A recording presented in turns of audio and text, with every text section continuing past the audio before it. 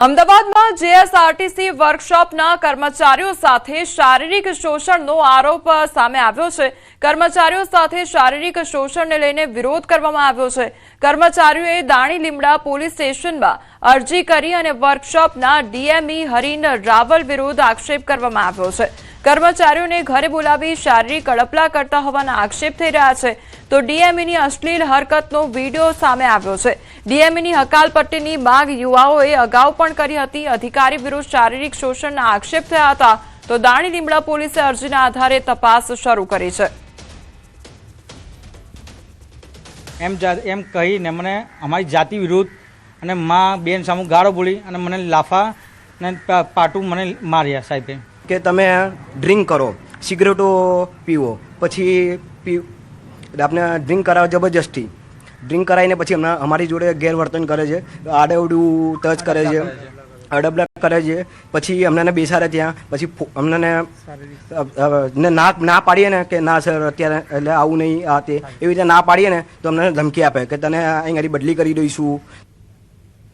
સુરતના નાસિરનગર ડિમોલિશન મામલે રાજકીય ગરમાવો વધ્યો છે। એક તરફ ભાજપના મોટા ભાગના નેતાઓ મૌન ધારણ કરી રહ્યા છે, ત્યારે ગુજરાત ભાજપ પ્રદેશ બૂથ મેનેજમેન્ટ સેલના સંયોજક મુકેશ ગુજરાતીએ સોશિયલ મીડિયા પર સતત પોસ્ટ કરીને પોતાનું વલણ સ્પષ્ટ કર્યું। ડિમોલિશનની કાર્યવાહીને યોગ્ય ગણાવતા લખ્યું કે જેમને કાર્યવાહી ખોટી લાગતી હોય તેઓ પોતાની મિલકતમાં ઝૂંપડા બનાવીને આપે।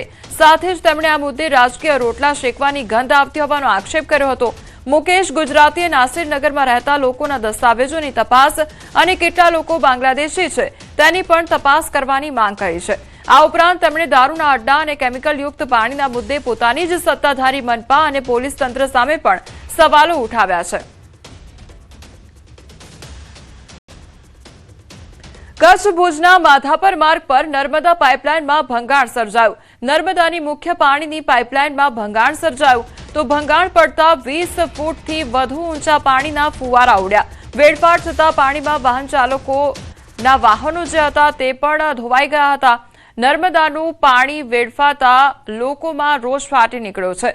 ભંગાણને પગલે મોટી માત્રામાં પાણીનો વેડફાટ થયો છે।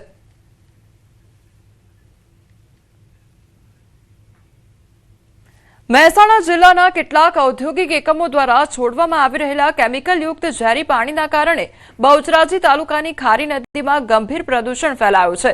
નદીનું પાણી કાળા શાહી જેવું બની જતા હજારો માછલીઓ અને જળચર જીવોના મોત નીપજ્યા છે, જ્યારે આસપાસના 50 જેટલા ગામોના ખેડૂતો અને પશુપાલકો મુશ્કેલીમાં મુકાઈ ગયા છે। દુર્ગંધયુક્ત ઝેરી પાણીના કારણે ઊભા પાકને નુકસાન થવાની પણ ભીતિ ઊભી થઈ છે અને પશુઓ પણ પાણી પીવાથી દૂર ભાગી રહ્યા છે। હવે સમગ્ર મામલે ગુજરાત પ્રદૂષણ નિયંત્રણ બોર્ડે પાણીના નમૂનાઓ લઈ તપાસ શરૂ કરી છે।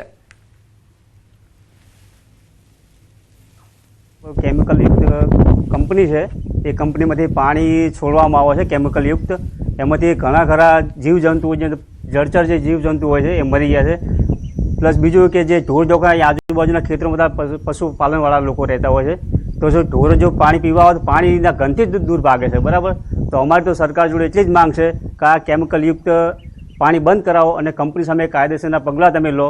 એક મહિનાથી અહીંયા અમે બધા ખૂબ હેરાન થઈએ છીએ, પણ છેલ્લા લાસ્ટ 15 દિવસથી એટલું કેમિકલયુક્ત પાણી અહીંયા અંદરથી પસાર થઈ રહ્યું છે, જેના કારણે અસંખ્ય માછલીઓ પાણીની અંદર તડપી અને મરી ગઈ છે। અહીંયા એટલી બધી દુર્ગંધ મારી રહી છે કે અહીંયા આપણે ઊભા રહી શકતા નથી। તો અહીંયા ખેડૂતો આવા પાણીથી સિંચાઈ કરી રહ્યા છે। તો સાહેબ, ખરેખર ખેડૂતોના પાકોમાં ખૂબ નુકસાન આવ્યું છે। બનાસકાંઠાના કુંભાસણ ગામમાં ગૌચર જમીન બચાવવા માટે ગ્રામજનોએ હવે આર પારની લડાઈ શરૂ કરી છે। જેટકોના 765 કેવી સબસ્ટેશન માટે ગામની ગૌચર જમીન ફાળવવાના પ્રસ્તાવ સામે ખેડૂતો પશુપાલકો મોટી સંખ્યામાં પાલનપુર કલેક્ટર કચેરીએ પહોંચ્યા હતા। ગ્રામજનોનું કહેવું છે કે ગ્રામસભામાં સર્વાનુમતે વિરોધનો ઠરાવ પસાર થયા છતાં પ્રસ્તાવ આગળ વધતા ગ્રામજનોમાં ભારે રોષ જોવા મળી રહ્યો છે। ગૌચર બચાવો, પશુધન બચાવોના નારા સાથે ગ્રામજનોએ વહીવટી તંત્રને આવેદનપત્ર પાઠવી ગૌચર જમીન બચાવવાની માંગ કરી છે। સ્થાનિકોનું કહેવું છે કે આ લડત માત્ર એક ગામ પૂરતી સીમિત નથી. આસપાસના ગામડાના પશુપાલકો પણ અહીંની ગૌચર જમીન પર નભે છે. જો રજૂઆત છતાં પ્રશાસન માંગ ધ્યાને નહીં લે તો ગ્રામજનો પોતાના પશુઓ સાથે કલેક્ટર કચેરીએ હલ્લાબોલ કરશેની ચીમકી પણ ઉચ્ચારવામાં આવી છે. અમારા કુંભાસણ ગામે ગૌચરની જમીન જે પંચાયત હસ્તક આવેલી છે, જેનો સર્વે નંબર 9 1281 ને 1570 છે. સદરૂ સર્વે નંબરમાંથી જેટકોને લગભગ 150 વીઘા જેવી જમીન એ અમારા અગાઉના સરપંચશ્રીએ ઠરાવ કરીને આપી હતી, પણ ગામ લોકોનો વચ્ચે વિરોધ થતો સરપંચશ્રીએ ઠરાવ રદ કર્યો છે. ગામ સભાએ બી ઠરાવ રદ કર્યો છે. એના પછી આખા ગામની વસ્તી ભેગી થઈ હતી અને ગામ સામૂહિક પણ માગણી કરી છે કે ભાઈ જેટકોને જે આપેલી જમીન છે એ રી આપણે રદ થવી જોઈએ. અને અમારા ગામનું ગૌચર જે અમારી ઘણી પેઢીઓથી એના પર નિર્ભર છે, એનો નિભાવ એના પર ગાયો રાખીને કરે છે, પશુપાલન રાખીને. એ જ ગૌચર જેટકો કંપનીને આપવામાં આવે તો અમારા લોકોનો જે આજીવન જીવિકા છે એને બહુ તકલીફ પડે એવું છે. અમને અમારું કહેવું એમ છે કે અમારા ગામમાં ગોચર બહુ નહિવત છે, નોંધપાત્ર છે. ઢોરોની સંખ્યા વધારે છે, તેમજ આજુબાજુના 10 ગામના ઢોર અમારા કુંભાસણના જરાવ પર નિર્ભર છે. તેમજ ગામમાં પાણીનો બહુ અભાવ છે, માટે ચોમાસું ગામની પબ્લિક પશુપાલનવાળી પબ્લિક ગોચર ઉપર નિર્ભર છે. માટે આ ગોચર જેટકો કંપનીને ફાળવવા માનનીય કલેક્ટર સાહેબને અમે આવેદનપત્ર આવે કે ગોચર જેટકો કંપનીમાં ફાળવવામાં ના આવે. રાજકોટના ગોંડલ ખાતે શ્રી વિઠ્ઠલભાઈ રાદડિયા જૂથ સેવા સહકારી મંડળી લિમિટેડની 54મી વાર્ષિક સામાન્ય સભા ભવ્ય રીતે યોજાઈ. પટેલવાડી ખાતે આયોજિત આ કાર્યક્રમમાં મુખ્ય અતિથિ તરીકે અલ્પેશ કથિરિયા ઉપસ્થિત રહ્યા. સભામાં સંસ્થાએ ચાલુ વર્ષે 50 લાખ રૂપિયાનો ચોખ્ખો નફો નોંધાવ્યો હોવાની જાહેરાત પણ કરવામાં આવી હતી. સાથે જ સહકારી ક્ષેત્રને વધુ મજબૂત બનાવવા, ખેડૂતો અને મહિલાઓને આર્થિક રીતે સશક્ત બનાવવા તેમજ વિકસિત ભારત 2047ના સપનાને સાકાર કરવા સહકારી માળખાની ભૂમિકા અંગે વિસ્તૃત ચર્ચા કરવામાં આવી. સેવા સહકારી મંડળીની 54મી વાર્ષિક સાધારણ સભામાં ઉપસ્થિત થઈ સૌ ખેડૂતોને મળવાનું થયું, આગેવાનોને મળવાનું થયું અને આવા જ સહકારી માધ્યમથી, સહકારી મંડળીના માધ્યમથી ખેડૂતની ખેતીલક્ષી અને સંલગ્ન પ્રવૃત્તિઓનો ખૂબ વિકાસ થાય, ખૂબ પ્રગતિ થાય અને સૌ ખેડૂતો સમૃદ્ધ બને. અને સહકારી ક્ષેત્રનું જે માળખું છે, એનો જે હેતુ છે કે સહકારથી સમૃદ્ધિ એ સફળ થાય, એવી મા ઉમા ખોડલના ચરણોમાં પ્રાર્થના કરું છું. અહીંયા જે અમારી ચર્ચા થઈ એ સહકાર મંત્રાલયના 5 વર્ષ ઉજવણીની, ટ્રેનિંગની, શિક્ષણની અને એક વસ્તુ જે સામે આવી એ કે આ મંડળી 50 લાખનો ચોખ્ખો નફો કર્યો છે, બિઝનેસ કરે છે, કોઓપરેટિવ બહુ સારી રીતે અહીંયા કામ કરે છે. અમને પાસે ભંડારણની સુવિધા છે, બિઝનેસ સ્ત્રોત છે. એના બદલ બધા સભાસદને હું કોંગ્રેચ્યુલેશન્સ આપું. વિદેશમાં મુશ્કેલીમાં મુકાયેલી બોરસદની 2 દીકરીઓ આખરે સુરક્ષિત રીતે વતન પરત ફરી છે. અમેરિકા જવાના પ્રયાસ દરમિયાન અઝરબૈજાનમાં ફસાઈ ગયેલી બંને યુવતીઓને લાઓસ સ્થિત ભારતીય દૂતાવાસે તાત્કાલિક કાર્યવાહી કરીને બચાવી. સમગ્ર મામલે સાંસદ મિતેશભાઈ પટેલે સરકાર અને વિદેશ મંત્રાલય સાથે સતત સંપર્કમાં રહી રજૂઆતો કરી હતી. તો યુવતીઓ વતન પહોંચતા સાંસદ મિતેશભાઈ પટેલે તેમના ઘરે જઈ પરિવારજનોની મુલાકાત લઈ ખબર અંતર પૂછ્યા હતા. તો સફળ રેસ્ક્યુ બાદ પરિવારમાં ખુશીનો માહોલ જોવા મળ્યો છે.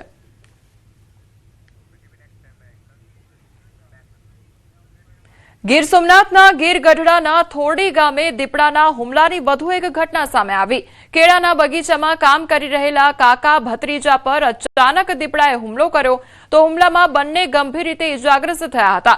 ઇજાગ્રસ્તોને પહેલા ગીર ગઢડા હોસ્પિટલ અને ત્યારબાદ વધુ સારવાર માટે ઉનાની ખાનગી હોસ્પિટલમાં ખસેડવામાં આવ્યા છે. ઘટનાની જાણ થતાં વન વિભાગની ટીમ સ્થળ પર પહોંચી હતી અને દીપડાને પાંજરે પૂરવા માટે કવાયત હાથ ધરી છે. બનાવ બાદ સમગ્ર વિસ્તારમાં ભયનો માહોલ પણ છવાઈ ગયો હતો. તો ગ્રામજનોએ વન વિભાગ પાસે વધુ અસરકારક પગલાં લેવાની માંગ કરી છે. એ નિરણ વાટતા હતા અને દીપડો ઓચિંતાનો આવીને હુમલો કર્યો અને હું ત્યાં સાઈડમાં 100 મીટર દૂર હતો.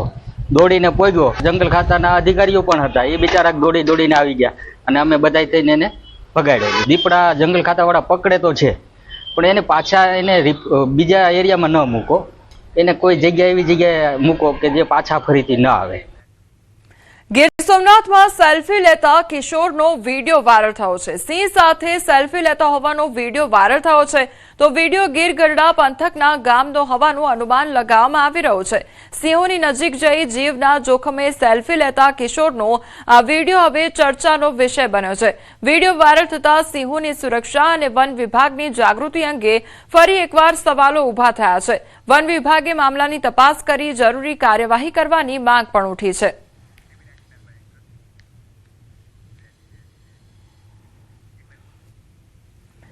તો ગીર સોમનાથની આ ઘટના સામે આવી છે કે જ્યાં સિંહ સાથે સેલ્ફી લેતો હોય કિશોર તે પ્રકારનો વિડીયો વાયરલ થયો છે, જેના કારણે વન વિભાગની કામગીરીને લઈને પણ અનેક સવાલો ઉઠી રહ્યા છે. જૂનાગઢમાં ખુલ્લા કૂવામાં ખાબક્યું હતું સિંહબાળ, ત્યારે માંગરોળના કુકસવાડા ગામની આ ઘટના સામે આવી છે. સિંહબાળ કૂવામાં ખાબકતા વન વિભાગને જાણ કરવામાં આવી તો વન વિભાગે સિંહબાળનું રેસ્ક્યુ કરી સીમર એનિમલ કેર સેન્ટર ખસેડવામાં આવ્યું હતું. અવારનવાર કુકસવાડા નજીક સિંહોની અવરજવર જોવા મળતી હોય છે તો રેસ્ક્યુ કરાયેલા સિંહબાળની સ્થિતિ તંદુરસ્ત જોવા મળી રહી છે.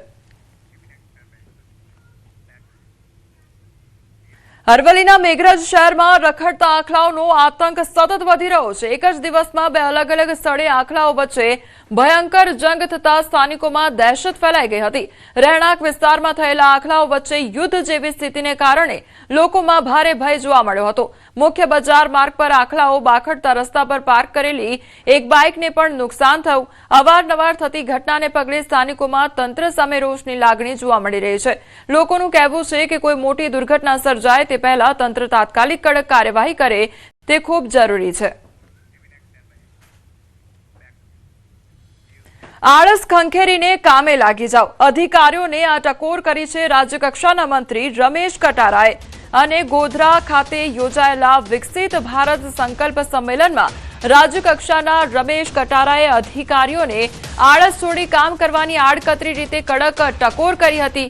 પીએમ મોદીના નેતૃત્વવાળી સરકારની લોક કલ્યાણની વિવિધ યોજનાઓનો ઉલ્લેખ કરતા તેમણે જણાવ્યું કે મોદી સાહેબ જનતા માટે ઘણી યોજનાઓ આપે છે. મંત્રીશ્રીએ જેનું ખાઈએ તેનું ગાઈએ એવું સચોટ દ્રષ્ટાંત આપીને સ્પષ્ટ શબ્દોમાં સંભળાવ્યું હતું કે કામમાં સહેજ પણ આળસ રાખ્યા વિના ફરજ તો પૂરી નિષ્ઠાથી બજાવવી જ પડશે, જેથી સરકારની યોજનાઓ છેવાડાના માનવી સુધી પહોંચી શકે.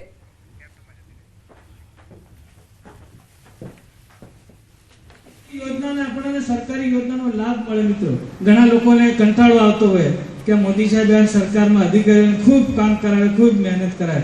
મિત્રો એટલો બધો પગાર પણ આપે એટલે કામ તે કરવામાં આળસ ક્યારે નહીં રાખવી.